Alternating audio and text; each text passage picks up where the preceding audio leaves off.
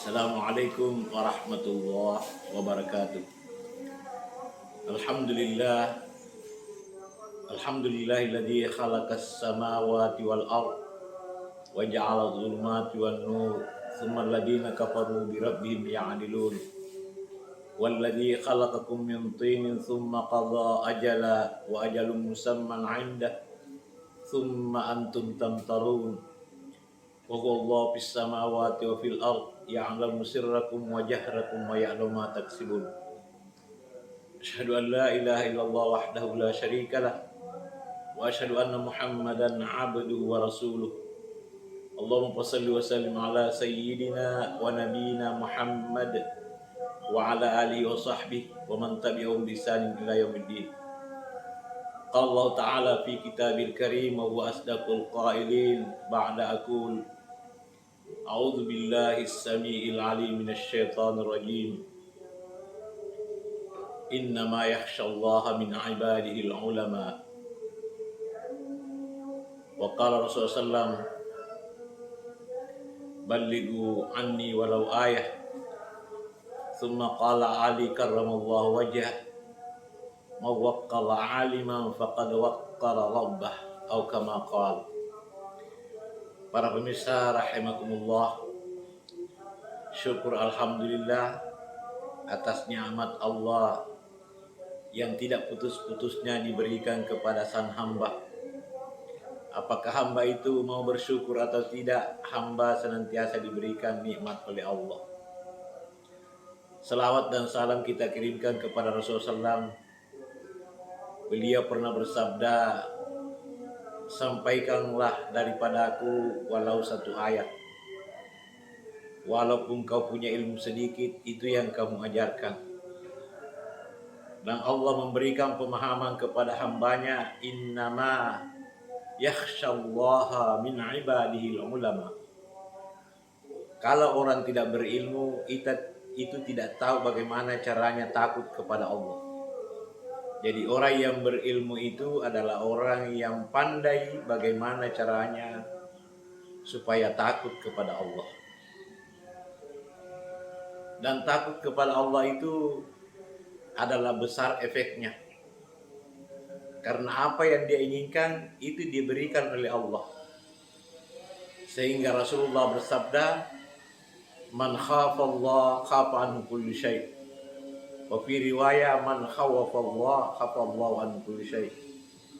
Siapa yang betul-betul takut kepada Allah, maka segala sesuatunya akan takut kepadanya.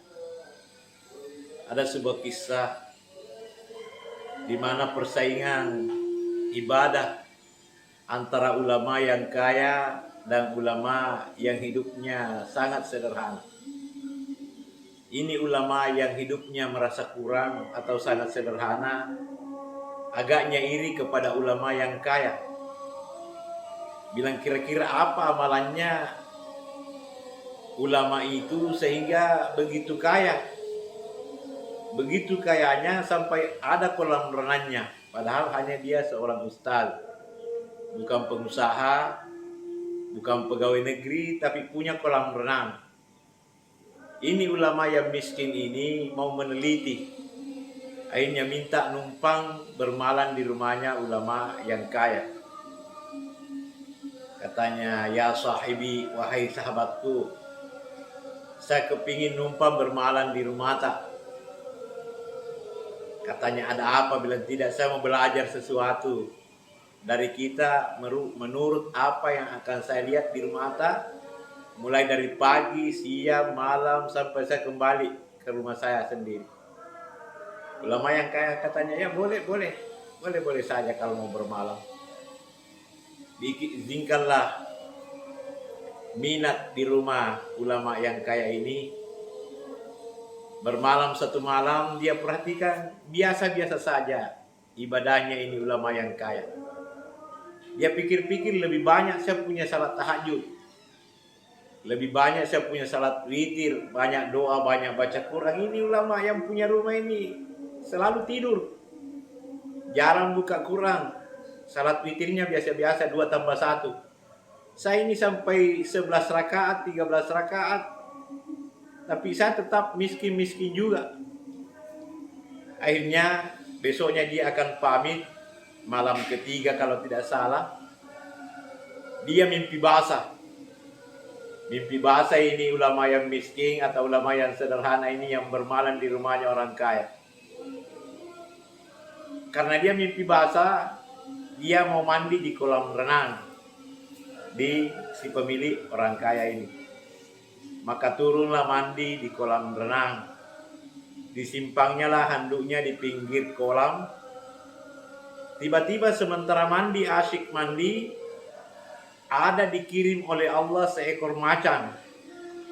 Seekor macan yang pergi duduk di sampingnya handuknya. Padahal ini ustaz atau ulama yang mandi ini sudah kedinginan. Dia mau ambil handuknya tapi dia takut karena ada macan yang menjaganya. Sampai-sampai bangun yang punya rumah, ulama yang punya rumah ini katanya, gimana ini ustaz yang nginap di rumah saya biasanya kalau begini tahajud terus, baca Quran, salat terus, banyak sekali salatnya. Akhirnya dia pergi lihat-lihat, oh ternyata ada mandi di kolam renang. Sudah kedinginan, sudah biru bibirnya. Ditanya, ya Syekh, kenapa terlalu lama mandi? Katanya dari tadi saya mau berhenti mandi, tapi bagaimana saya berhenti mandi? Itu saya punya handuk. Ada seekor macan yang duduk di dekatnya. Katanya, oh kenapa takut sama macan? Nah itu cipta yang paling hebat itu adalah manusia yang bertakwa kepada Allah. Orang yang takut kepada Allah, segala ciptaan Allah akan takut kepadanya. Maka datanglah si pemilik rumah ini, lalu putar telinganya itu macan, lalu menyuruh, kembali masuk kau di hutan. Kenapa kau kasih begitu tamuku? Kau bikin malu saya tamuku, enak-enak mandi, kau jaga handuknya, ketakutan dia. Itu macan lari dengan luntang lantung masuk di hutan, maka diambillah handuknya, baru diberikan kepada ulama yang mandi ini. Lalu berkatalah ulama yang mandi ini, mohon maaf wahai tuan rumah, selama ini saya buruk sangka kepadamu. Kenapa kau terlalu kaya sampai punya kolam renang? Saya hidupku biasa-biasa. Jangan kau punya mobil, motor saja tidak ada. Kau punya mobil, punya motor, rumahmu kayak hotel, ada lagi kolam renangnya. Ternyata hati saya kotor. Memang kenyataannya kamu kaya, tetapi dibalik kekayaanmu itu juga hatimu bersih. Mohon maaf, selama ini saya menduga-duga kamu. Boleh dikata saya pikir sampai engkau memakai tuyul sehingga begitu kau kaya. Mohon dimaafkan saya. Jadi ketawalah si pemilik rumah ini.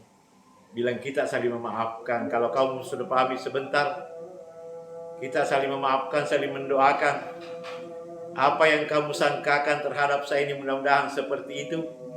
Dan apa yang kau rasakan selama ini begitu punya kekurangan, belum punya kendaraan yang bagus, belum punya kolam renang, mudah-mudahan Allah memberikan juga rezeki kepadamu. Begitulah pentingnya saling mendoakan dan pentingnya ilmu pengetahuan.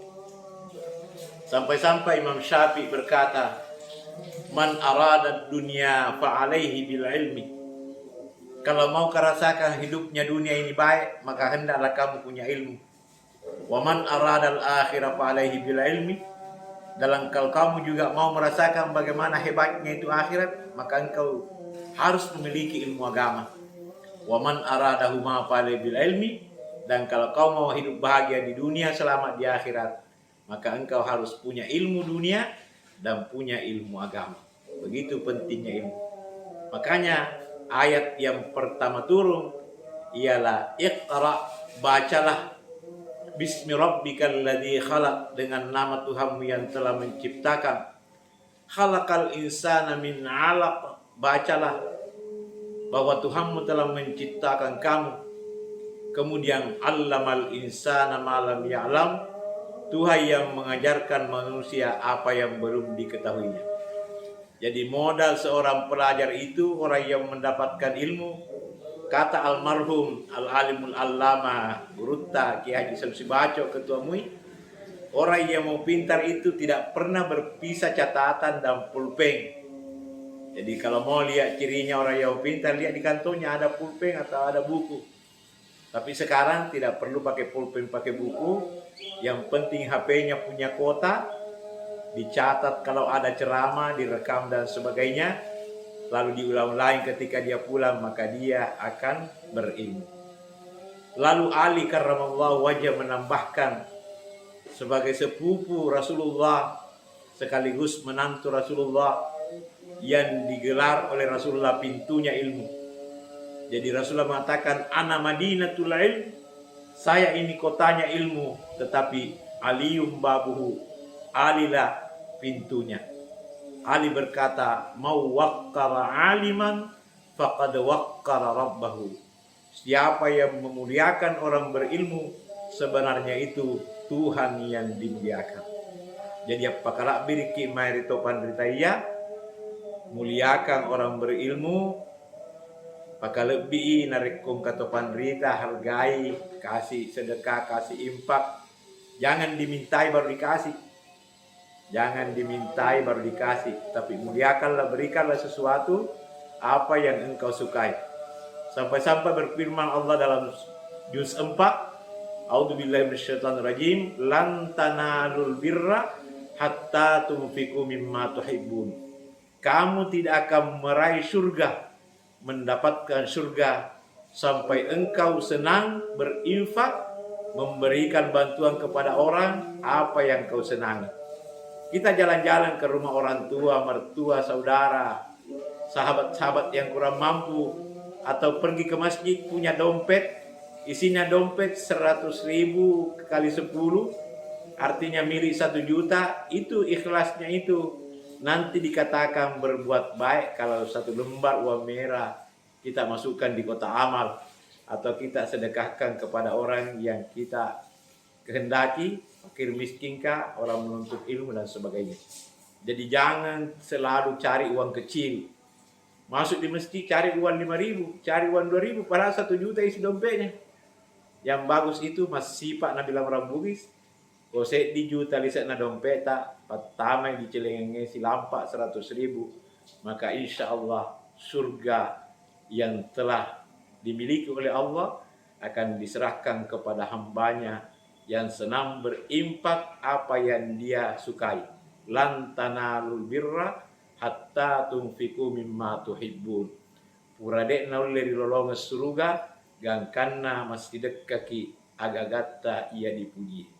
Mohon maaf atas segala kekurangan, yang benar dari Allah dan Rasulnya, dan kalau ada kekhilafan dan kekeliruan, saya abinya Ustaz Syam, penuh kekurangan ilmu dan penuh kekeliruan dan kekhilafan, kiranya dimaafkan.